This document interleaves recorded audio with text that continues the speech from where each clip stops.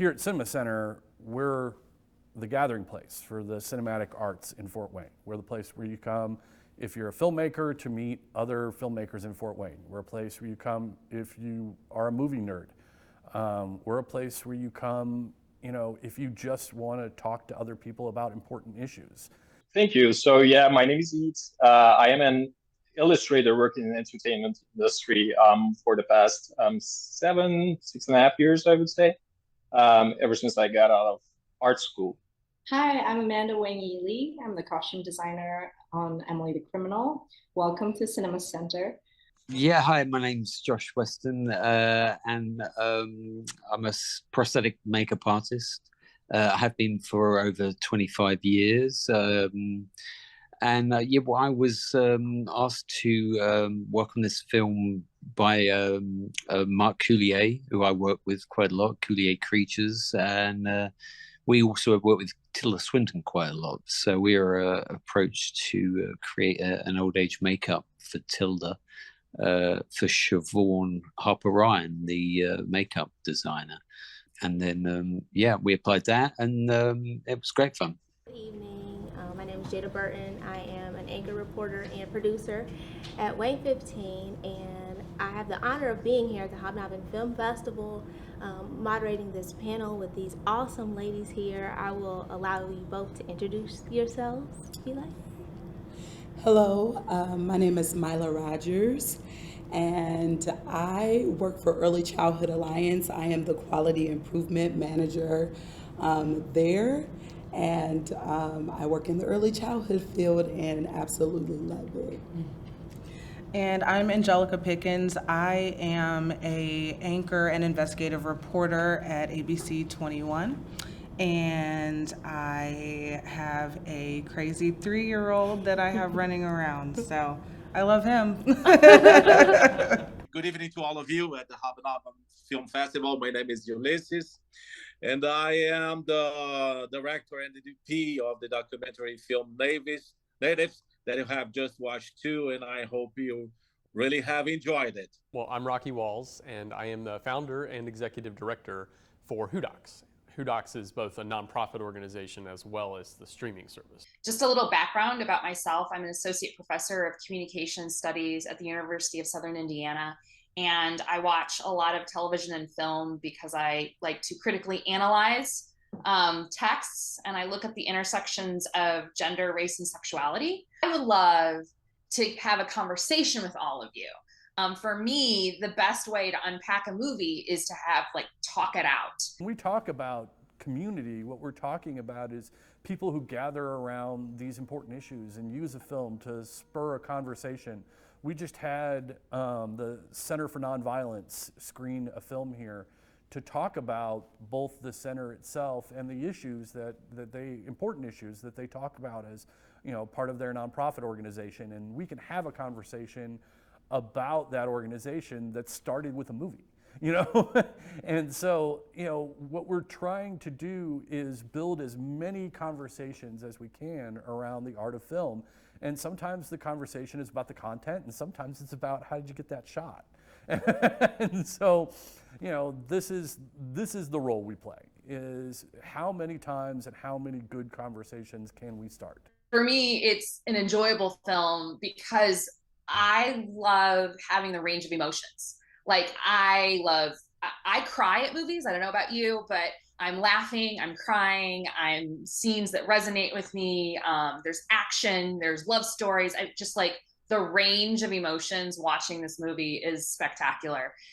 Sort of the last thing I think of is how even the title, Everything Everywhere All at Once, to have the main character be a Chinese American woman in the film, right? I think that's really important when we talk about visibility as, right, who are our central characters in the stories that we see on the big screen. I think that's really important. And also thinking about the title, Everything Everywhere All at Once, reminded me of how when we talk about representation on the screen, that in some ways we as Asian and Asian Americans are everywhere, right? All at once, but everywhere in the sense of recognizing that we need to break these stereotypes of representation on the screen. that we should have a diversity of possibilities of representation, of visibility, and to be seen in multifaceted ways on the screen rather than sort of stereotypes. And so for me, I think it's a really important film. And it was one of those sort of under the radar films that everyone's been talking about, and not knowing, when you watch the trailer, you're like, I'm not sure what this is about. And then trying to explain it to folks is not always the easiest. But I think it's really important to recognize sort of, again, the representation. And this has been a very well received film. And so again, the idea of like the possibilities, it's not just her experiencing the possibilities of all these different lived lives, but also we get to see the possibilities of, right, again, Asian American representation and Asian representation and all these different possibilities as characters. Most of us have probably seen a lot of lesbian films and gay films, and like you were saying earlier, a lot of times they end in really sad situations or dramatic situations. But I love how honest this was. I really love the struggle that Amber went through with coming out. I think is extremely relatable and very real life. And I know it triggered for me a lot of emotions for my own coming out story, especially the dichotomy between her and her mother. I think that is a lot of what most of us go through, especially if you were raised around Indiana and in the Bible Belt, and you're used to being raised under this idea that everything has to be a man and a woman, and life doesn't exist if you are not a man and a woman. So I think that all of that was extremely emotional. And I love that this is out and we'll be able to give people from the straight community kind of a glimpse inside what it's like to live that experience and to have those emotions. And I would love for my family to watch this. So I love that. And I also think that it's great to have for the younger generation so that they are growing up and realizing that this kind of struggle is okay and that they're not alone. I know most of us probably in this room did not have that. So being able to have that is really great for us too. So thank you. But it's going to take people like our experiences, not being scared to be able to share our stories, because the more stories that are heard, the more our voices can be heard. You know what I'm saying? Yes. The more work can be done. The more money can be put into projects to support these things. The more that doctors will be held accountable when they are showing biases or systemic racism. And a part of it, I think, again, is us knowing that if we're not being treated right, that there are processes that we can take to report doctors, you know, all the above. Mm-hmm. And so we have to know that information and be confident in moving forward in things, even when we feel uncomfortable. I want to I want to take my little bit of time as a sentient being in this universe and try to figure out more about this universe. It's the idea that we are the sentience of the universe, trying to figure out what's going on. But as much as it can reach people, that it can reach, societies, maybe it can contribute to change people's minds, people's ideas. But this is only a small part. What I've just filmed is a small part. It's a small part, but there are indigenous peoples in your country, not many of them, and of course, when people give attention, that's what I said in the beginning of my speech. When people pay attention to this, we can have a change. That's what we think we're looking for a change of minds, of hearts. That's what we need. That's my point of view, of course, but that's what I think. The only part of the entire filmmaking process that is not full of anxiety and self-critique, and like terror is the part where you show it to a group of people and then you get to talk to them about it, like what we're doing now, right? Like that's the part where it's like, oh, it's finally like a reward. It's finally something nice. You know, when we say the community in this instance, one of the things we're talking about is it's really good for Fort Wayne as a city to have a place like Cinema Center where people can go and gather and talk about these kinds of things. But when we talk about growing our community, a lot of times what we're talking about is getting the word out to people such as us, such as the people who are in this room, you know, such as myself, who are interested in the cinematic arts and do want to have these conversations. I think the greatest thing about being a filmmaker in Indiana is being able to tell stories that aren't typically on the big screen. You know, I don't often see folks, Hoosiers, featured in stories that end up in film festivals and stuff like that. So to be able to tell these kinds of stories and show, you know, people outside of Indiana that we're not all, you know, just cornfields and all of the other, you know, stereotypes that people put on Indiana. We're not just a state you drive through and never get out and get to know the people, that we're a lot more than that, and we're worth, you know, having our stories told. But yeah, I think you're right. It's interesting how and this is what I love, is that we should, you know, embrace these stories that we don't often, right, see or read, you know. There's not a huge filmmaking community here in Fort Wayne, and I think it's nice to have a festival like that can bring people from all around the world to this festival and unite independent filmmakers like myself. And there's a wide range of, you know, shoestring budget films all the way to, you know, micro budget, you know, I don't know how much, but there's big and small there. I think that's good to unite filmmakers with other like-minded individuals.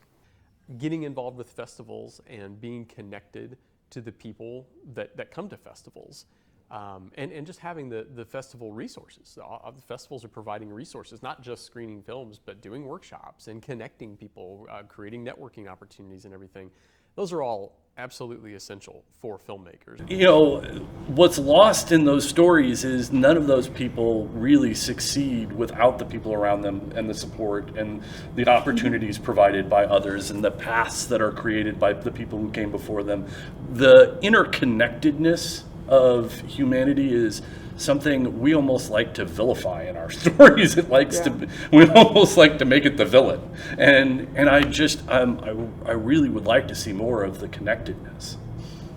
I would say watch all the movies, take note of, you know, a mental note of what can be done, like of how, oh, this micro budget one, what they were able to accomplish with that, what you're able to accomplish with a bigger budget, you know, and how that ebbs and flows and helps your story, and, you know, restrictions can help tell a story.